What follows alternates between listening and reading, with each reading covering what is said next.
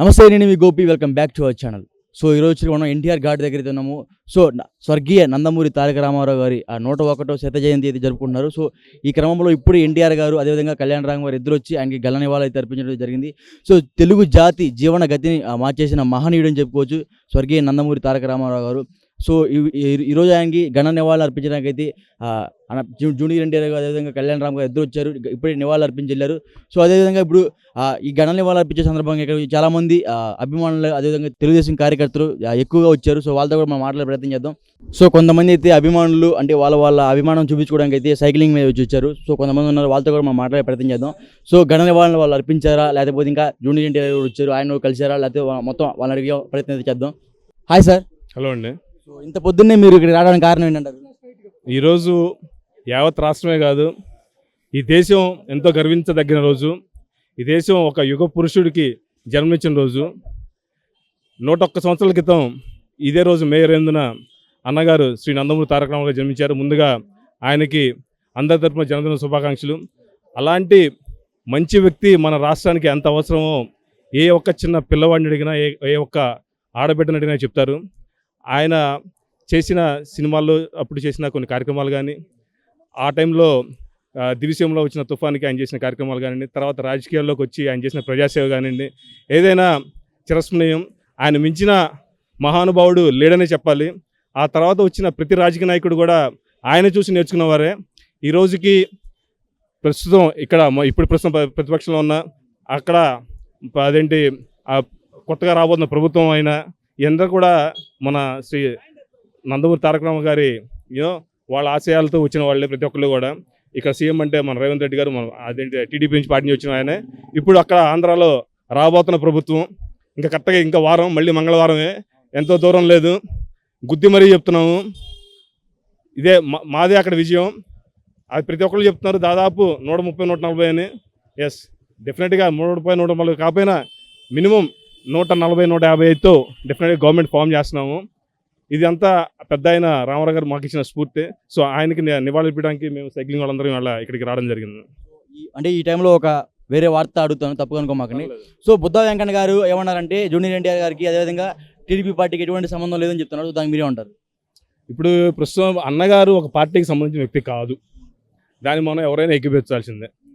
So NTR వచ్చుంటే ఆయన కుటుంబం, వాళ్ళంతా ఒక కుటుంబం వచ్చుంటారు, నివాళులు ఇవ్వడం తప్పు లేదు, ఎవరైనా రావచ్చు. వాళ్ళు కాదు సార్, పార్టీకి ఎటువంటి సంబంధం లేదు అంటున్నారు. అది డెఫినెట్గా జూనియరే కామెంట్ చేయాలి, పార్టీకి సంబంధం ఉందో లేదా అనేది మనం కామెంట్ చేయడానికి. I think I'm not right guy. పార్టీలో అధికారం ఉందా లేదా? ప్రస్తుతం అయితే I think officially he doesn't hold any status in the party. రాబోయే రోజుల్లో ఆయన వచ్చే అవకాశాలు ఉన్నాయంటారు పార్టీలోకి? అది మరి బాబు గారి నిర్ణయంతో ఉంటుంది. అది బాబు గారి నిర్ణయమా?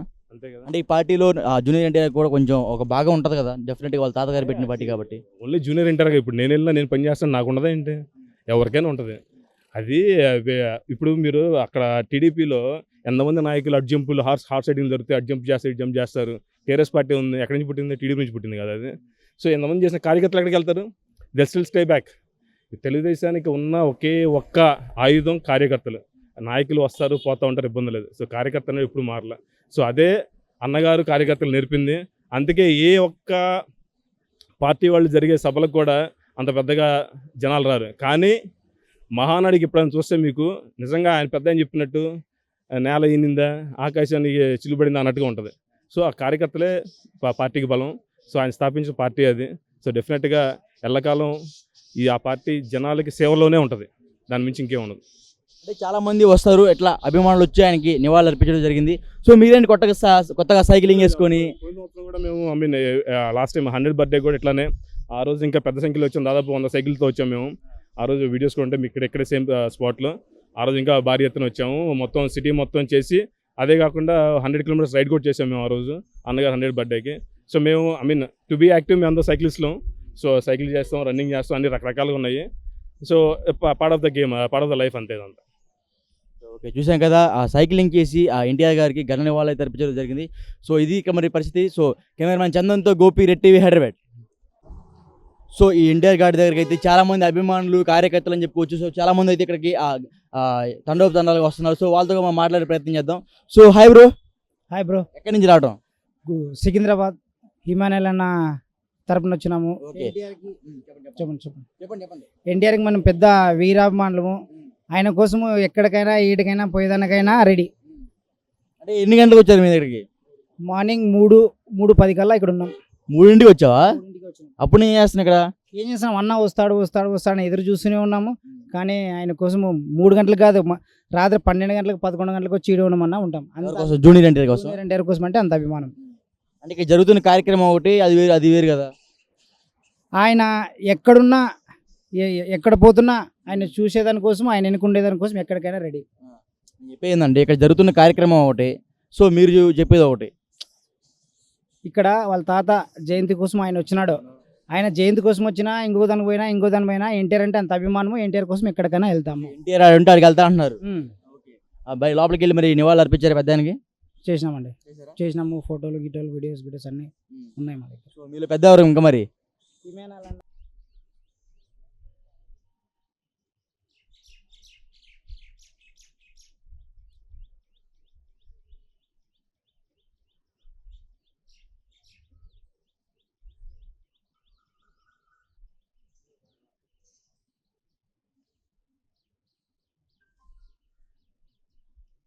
ఎన్టీఆర్ గారి 101వ జన్మదినోత్సవ సందర్భంగా ఈరోజు ఘాట్కి రావటం జరిగింది. ఆ మహనీయుడు ఎన్ని సంవత్సరాలైనా ఆయన చరిత్ర అజరామరంగానే ఉంటుంది. తెలుగు జాతి ఉన్నంత వరకు తెలుగు వాళ్ళ గుండెల్లో ఆయన స్థిరమైన స్థానాన్ని సంపాదించారు.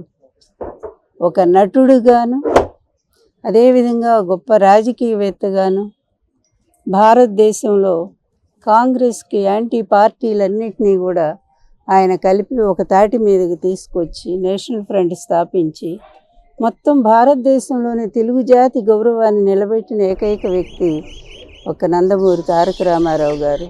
నేను ఆయన భార్యని అవటం ఎన్నో జన్మలుగా చేసుకున్న పుణ్యం నేనది. ఆ మహనీయుడిని ఇప్పుడు కుటుంబ సభ్యులు మేమే కాదు, యావత్ ఆంధ్ర జాతే కాదు, ఎక్కడ విదేశీయాల్లో ఉన్న తెలుగు జాతి కూడా ఆయన్ని స్మరించుకుంటూనే ఉంది. ఎన్నో చోట్ల మరి ఈ కార్యక్రమం నిర్వహిస్తూనే ఉన్నారు. ఎన్నో అన్నదానాలు జరుగుతున్నాయి, ఎన్నో రక్తదానాలు జరుగుతున్నాయి.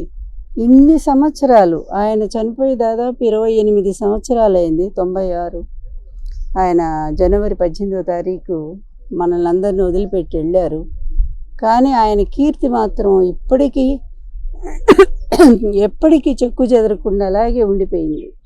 అది నిజమైన ఇది అంటే మనిషి పుట్టుక ఎక్కడ ఉంటుందంటే మరణం తర్వాతే ఉంటుంది.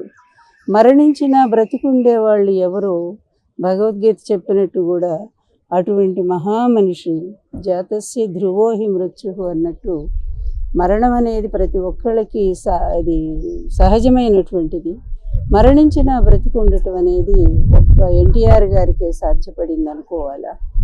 ఆయన ఎప్పటికీ ఉంటారు. నేను ఒక్కటే కోరుకుంటున్నాను, ఆయన ఆశీస్సులు తెలుగు ప్రజలందరికీ అందాలి, ఎప్పటికీ అందాలి. ఆయన ఆత్మ తెలుగు ప్రజల చుట్టూనే తిరుగుతూనే ఉంటుంది. న్యాయం కోసం ఆయన పోరాటం సాగిస్తూనే ఉంటుంది. మళ్ళీ ఈ ఎలక్షన్ల తర్వాత మంచి పరిపాలన కోసం ఆయన తప్పకుండా ఆయన ఆత్మ ఆశీస్సులు అందిస్తూనే ఉంటుంది. ఆంధ్రప్రదేశ్లో మంచి సుపరిపాలన మళ్ళీ కంటిన్యూ కాబోతూ ఉంది. అదేవిధంగా ఇక్కడ తెలంగాణ రాష్ట్రంలో కూడా మంచి పరిపాలన వాళ్ళు అందించాలని మేము కోరుకుంటూ ఉన్నాము. ఎందుకంటే ఎక్కడున్నా తెలుగు జాతి, తెలుగు ప్రజలు సుఖంగా ఉండాలి. నాయకులైన వాళ్ళు స్వార్థానికి, అవినీతికి తల వంచితే ఏ విధమైనటువంటి శిక్షలు ఉంటాయో కూడా ప్రత్యక్షంగా చూస్తూ ఉన్నాము. అందువల్ల ప్రజల కోసం జీవించే వాళ్ళు నాయకులు అనేది ఎన్టీఆర్ గారు ఒక్కరే చాటి చెప్పారు. అందువల్ల ఆయన స్ఫూర్తితో ఆంధ్రప్రదేశ్లో పరిపాలన అలాగే సాగుతూ ఉంది, అదే కంటిన్యూ అవుతుంది కూడా. అందువలన రేపు 4వ తారీఖు జరిగే ఎన్నిక తర్వాత ఆంధ్రప్రదేశ్ మళ్ళీ ఒక సుభిక్షమైన శాంతియుతమైన పరిపాలన అందుకుంటుందని, అందుకు ఎన్టీఆర్ గారి ఆశీస్సులు నిండుగా జగన్మోహన్ రెడ్డి గారికి అందాలని కోరుకుంటూ సెలవు తీసుకుంటాను.